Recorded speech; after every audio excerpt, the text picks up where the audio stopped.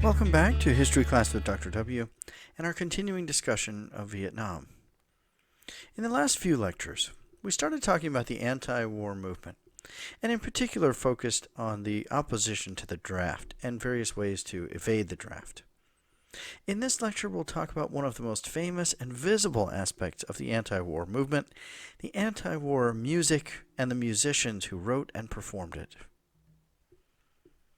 Musicians seemed to take on an added importance in the 1960s, as rock and roll really soared into the American cultural mainstream. There were many different kinds of musicians who spoke out against the war and sang songs in opposition to the war.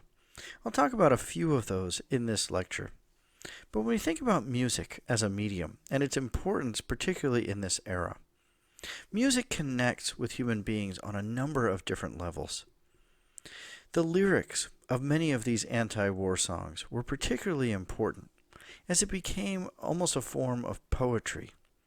In other cases, the performers almost screamed the lyrics. They were so powerfully motivated by what they were singing. And of course, the music itself is a part of this performance and its impact on people, as drum beats or guitar riffs or the calm strumming of a guitar or piano, whatever it might be, connects with human beings on an emotional and powerful level, and not just an intellectual one. I'm going to talk about a number of different genres of music in the 1960s that had artists who were opposed to the war. We'll talk about some folk singers, we'll talk about rock musicians, and we'll talk about some examples from the realm of Motown and African American musicians. But as a final note, I want to point out that in this lecture itself, I won't be playing any of the music or listening to the music itself, so I strongly encourage you to seek out the songs that I'm going to discuss in this lecture, or there are countless other anti-war songs of the 1960s, and plenty of places you can go on YouTube to listen to those songs, and in some cases watch performances.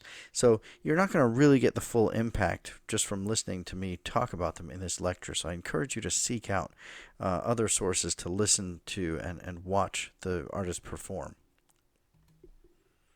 I want to start by talking about some of the folk singers who were associated with the anti-war movement beginning in the early 60s. And folk singers took on an added importance in this time, partly for reasons I've already mentioned. When you think about folk music, typically it's associated with a solo acoustic guitar, perhaps a tambourine, but it's very simple. You can have just one artist with one instrument playing at a particular time, sometimes a harmonica or something like that. And so folk music, the lyrics are very clear. When you're listening to folk music, you're not overwhelmed by a bunch of instruments or loud guitar solos or drums. It's really just the singer and usually an acoustic guitar, which also meant that these performers were very mobile, very flexible. It didn't require a whole lot of equipment to be set up. It didn't require a huge stage and a bunch of speakers. And so the folk singers often made appearances at anti-war rallies and gave speeches as well. In some ways, their musical performances were like giving a speech.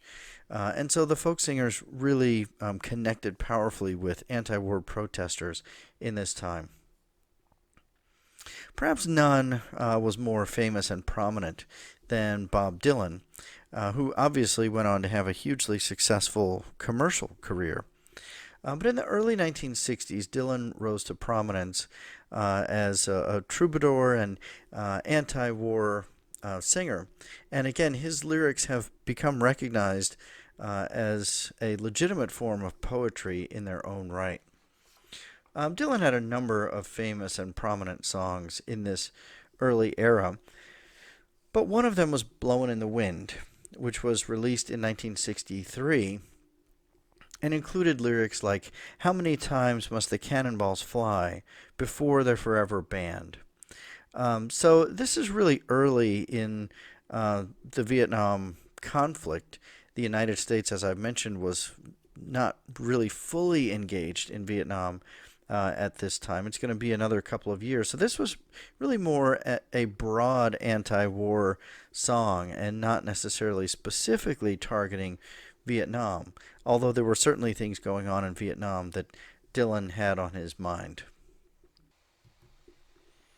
Another of the prominent voices in the anti-war movement was Phil Ochs, who may not be as well known today, in part perhaps because he died young, committing suicide in 1976 at the age of 35.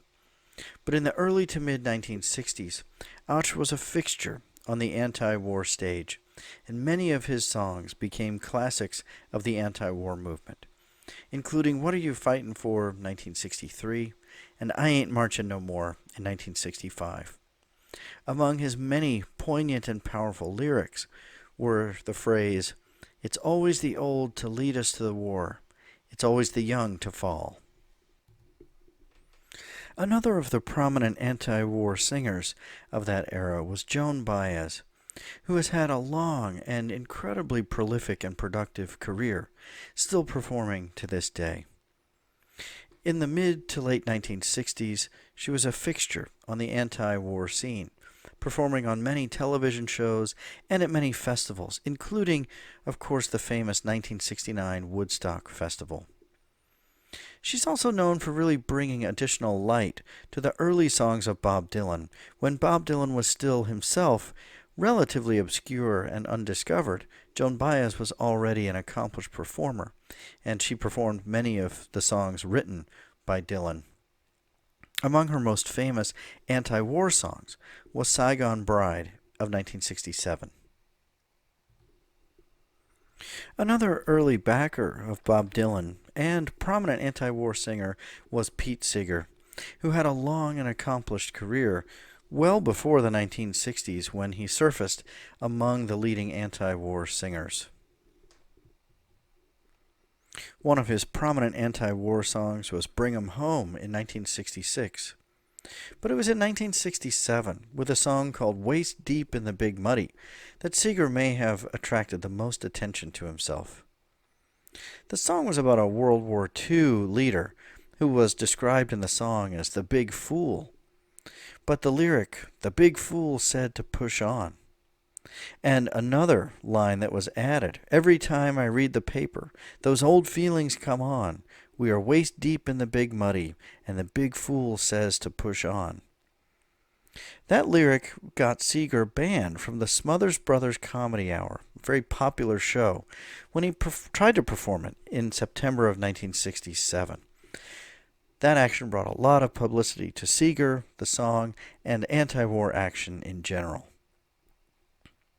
So powerfully motivated was Seeger by his anti-war and political motivations that he actually nicknamed his banjo, or emblazoned it with the words, "This machine surrounds hate and forces it to surrender." Another of the prominent folk singers was Arlo Guthrie, who released dozens of songs, but is best known for his satirical, funny, and very long song called Alice's Restaurant, released in 1967. It's about 18 minutes long and tells the long, winding story of how Guthrie, at least in this song, was drafted but ultimately rejected because after a Thanksgiving meal he had tried to take some garbage to the dump and ended up getting arrested for throwing the garbage in the wrong spot.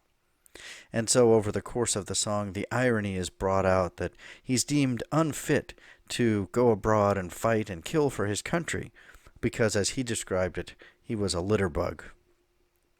So here are some of those lyrics. "You want to know if I'm moral enough to join the army, burn women, kids, houses, and villages after being a litter bug." Guthrie had many other songs with an anti-war theme. And finally, one of the most famous songs of the anti-war era was called the Fixin' to Die Rag, released in 1967 by a Vietnam veteran himself, Country Joe, and his band, The Fish. This was a very funny and satirical song, but again, satirical with a sharp message. Among the lyrics of the song, he sings, and it's 1, 2, 3. What are we fighting for? Don't ask me, I don't give a damn. Next stop is Vietnam. Many mainstream rock and roll artists also released anti war songs and had powerful anti war feelings. Among the most famous is John Fogerty, who was the frontman for Creedence Clearwater Revival, one of the biggest bands of the late 1960s. Fogerty had himself been drafted, and of course was terrified of going into war. He released a number of anti-war songs. Perhaps the most famous and one of Creedence Clearwater Revival's biggest hits was Fortunate Son, released in 1968, and it remains today still very closely associated with the war. The song symbolizes the thoughts of a man who's being drafted but doesn't want to go to fight in the war. And it was thought this was inspired by Dwight Eisenhower's grandson and many other privileged individuals who didn't have to get drafted and go fight in the war. Hence the words fortunate son. As Fogerty sings in the song, it ain't me, I ain't no senator's son. One of the most famous and successful artists associated with anti-war music was John Lennon. Of course, the Beatles, when they were still together, released many songs with anti-war messages or messages of peace. But John Lennon became powerfully motivated by this during his solo career after the Beatles had broken up. One of his most famous songs, Imagine, released in 1971, widely considered one of the greatest pop songs ever released, has a simple message. Imagine there's no countries, it isn't hard to do, nothing to kill or die for, and no religion too. Imagine all the people living life in peace. So, of course, the message of the song simply is, what would life be like with no religion, no war, no chaos? Around the same time, Lennon released the song Give Peace a Chance, which, again, obviously has a very clear message. This song was recorded during what he and Yoko Ono called a bed-in which John and Yoko spent a week in bed as a nonviolent protest in Montreal. And part of the lyrics of the song say, this ism, that ism, ism, all we're saying is give peace a chance. Another popular group of the era associated with the anti-war movement was Crosby, Stills, Nash and Young. Their song Ohio was released in May of 1970 in reaction to the Kent State Massacre. It was written almost immediately after that massacre. Among the lyrics were Tin Soldiers and Nixon coming. We're finally on our own. This summer I hear the drumming. 4 dead in Ohio. Its overtly political message got the song banned for a time, but that only heightened the attention that the song got, and today it's regarded as one of the most important songs of that era. And finally, I want to mention some of the prominent artists of Motown who released songs with an anti-war message as well. One of the most famous and poignant was Marvin Gaye's What's Going On, released in 1971. Up to that point, Gaye had not been regarded as a particularly political figure. He shied away from controversial messages.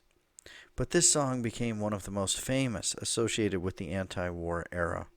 And the famous lyrics, Brother, brother, brother, there's far too many of you dying. And finally, I want to mention Edwin Starr, whose song War, released in 1970, was one of the first overtly political Motown songs ever recorded. The phrase, war, what is it good for? Absolutely nothing, became one of the anthems of the anti-war era.